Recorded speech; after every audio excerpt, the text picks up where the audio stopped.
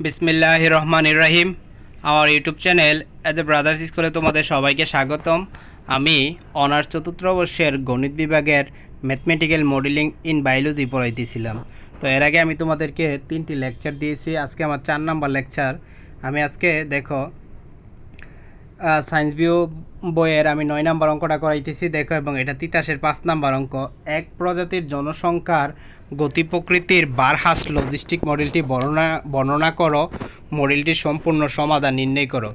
মডেলটির ভারসাম্য অবস্থায় স্থিতিশীলতা আলোচনা করো। অথবা এক প্রজাতির জনসংখ্যার ক্ষেত্রে লজিস্টিক প্রবৃদ্ধির মডেল ডিপি ডিটি সমান এপি 1-p/কে এ উ কে প্যারামিটারের ব্যাখ্যা দাও। জনসংখ্যার আকার পি অফ টি এর সূত্র নির্ণয় করো।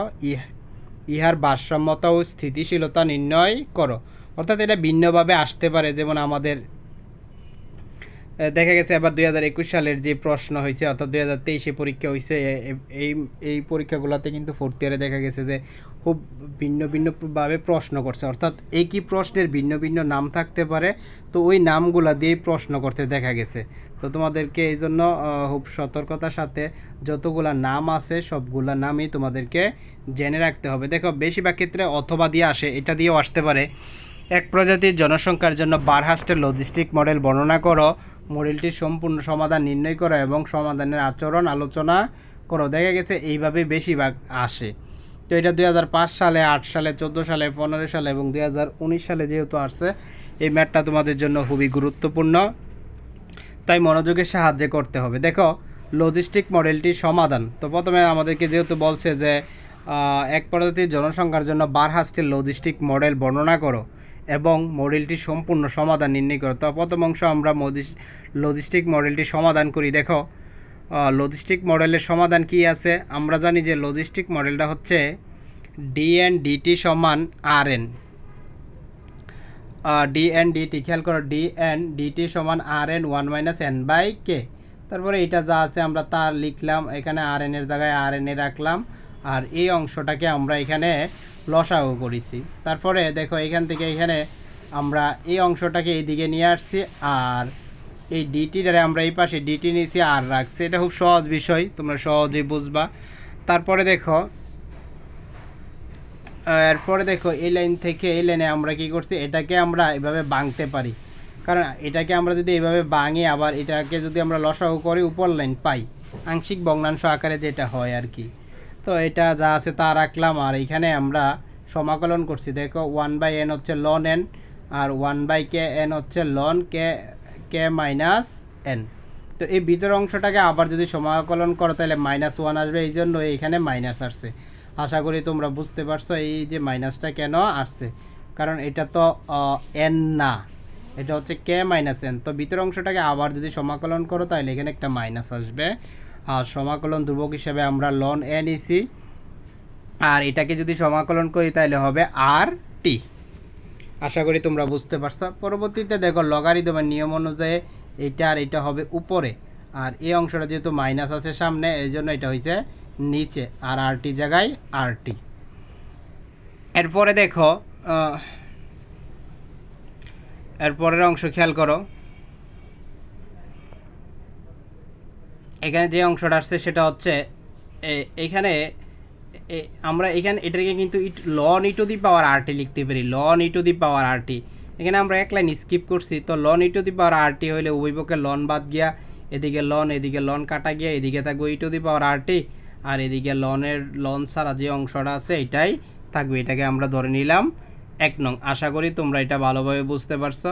এবার দেখো আমরা এর আগে অনেকবারই করে আসছি এরকম, যে আদি অবস্থায় যখন টি সমান 0 তখন n সমান n0 হবে।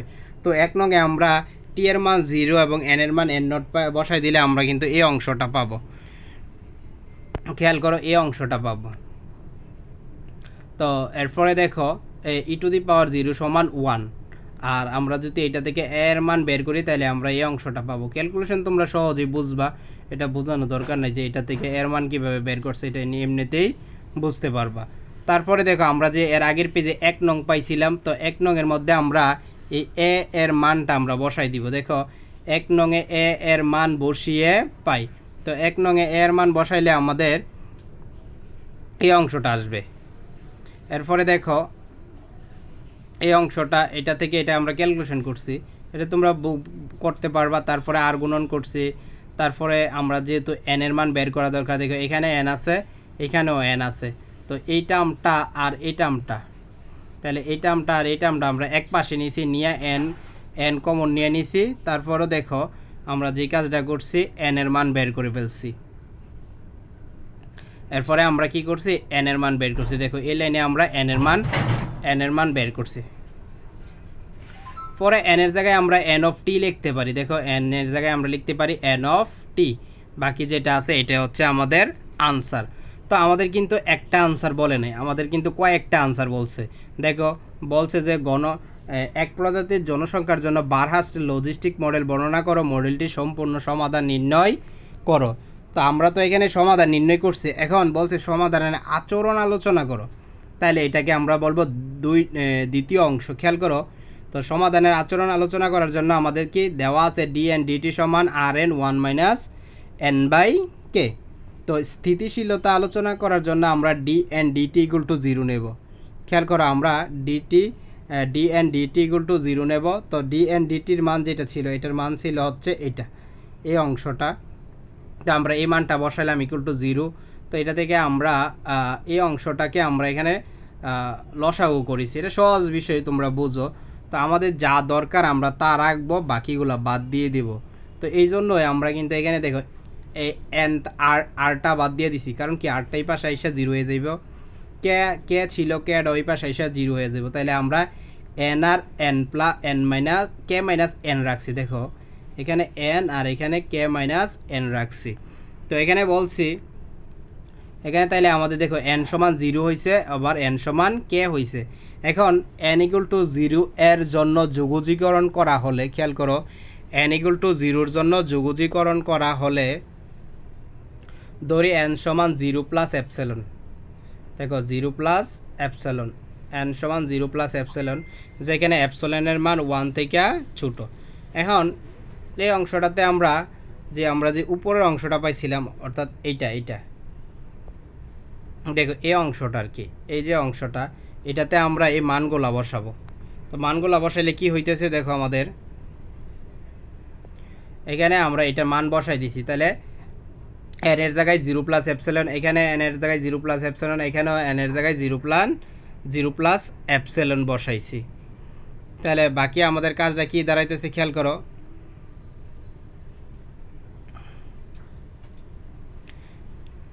তাহলে আমাদের দাঁড়াইতেছে, খেয়াল করো এই যে এই লাইনে দেখো, তারপরে এপসিলন থেকে আমাদের আসছে এখানে এই অংশটা থেকে এইটা পাওয়া যায়, আর এটা দেখো এটাকে ক্যালকুলেশন করলে এই অংশটা আসতেছে। পরবর্তীতে আর এপসিলন যদি 1 এর সাথে গুণ করে এবং এপসিলন বাই কে এর সাথে গুণ করলে আমাদের এই অংশটা আসবে। এরপরে দেখো এরপরের পেজ হচ্ছে কি, এরপরের পেজ হচ্ছে ডি এপসিলন ডিটি সমান আর এপসিলন, আর যে বড় এরপরে মাইনাসের যে অংশটা ছিল এই অংশটা আমরা বাদ দিয়ে দিছি। বাদ দিয়ে দেওয়ার কারণ হচ্ছে এই এপসিলন যে মানটা এটা খুবই ছোটো। খেয়াল করো এপসিলনের যে মানটা ছিল এটা কিন্তু খুবই ছোটো, যেহেতু এপসিলন খুব ক্ষুদ্র, তাহলে এপসিলন স্কোয়ার, খেয়াল করো এপসিলন স্কোয়ার আরও ক্ষুদ্র হবে, সুতরাং আর এপসিলন স্কোয়ার বাই কে বাদ দিয়ে দিছি, অর্থাৎ আর এপসিলন আর পরে যে মাইনাস ছিল এপসিলন স্কোয়ার বাই কে ছিল, খেয়াল করে এদিকে এটা কিন্তু আমরা বাদ দিয়ে দিছি, কারণ এটা আরও ছোটো, অনেক ছোটো দেখে আমরা বাদ দিয়ে দিছি। তাহলে কি হয়েছে দেখো ডি এন ডিটি সমান আর এন, কারণ কি এখানে এপসিলনের জায়গায় কিন্তু আমরা এন বসাইতে পারি। খেয়াল করো তোমরা এর আগের পেজে যে ছিল,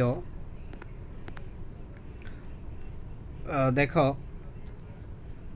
এদিকে দেখো আমরা কিন্তু ধরছি এন সমান 0 প্লাস এপসিলন, তাহলে এপসিলন সমান কিন্তু 0 প্লাস এন হবে। খেয়াল করে এইদিকে, তাহলে 0 এপসিলনের মান কিন্তু এন হইতেছে। তো এই আমরা এপসিলনের মানটা আবার এন এর মাধ্যমে বসাই দিছি, এখানে বসাই দিলাম, এই লাইনটাতে বসাইছি। আশা করি তোমরা বুঝতে পারছো। তাহলে এরপরে কি বলছে, যে যা নির্দেশ করে কোনো ক্ষুদ্র আদিমানের জন্য এলাকাটির জনসংখ্যা সূচকীয় হারে বৃদ্ধি পায়, সুতরাং এন সমান 0 অস্থিতিশীল। দেখো n সমান 0 অস্থিতিশীল। আশা করি তোমরা এটা ভালোভাবে বুঝতে পারছো। তারপরে দেখো n সমান 0 এর জন্য আমরা এটা বের করছি, কিন্তু আবার n সমান k এর জন্য কিন্তু রয়ে গেছে। তো n সমান k এর জন্য আমরা কি লিখব দেখো, n সমান k এর জন্য n সমান k প্লাস এপসিলন বসাইলাম। তো যেখানে যেখানে n আছে এই জায়গায় আমরা k plus epsilon k plus epsilon k plus epsilon বসাই দিলাম।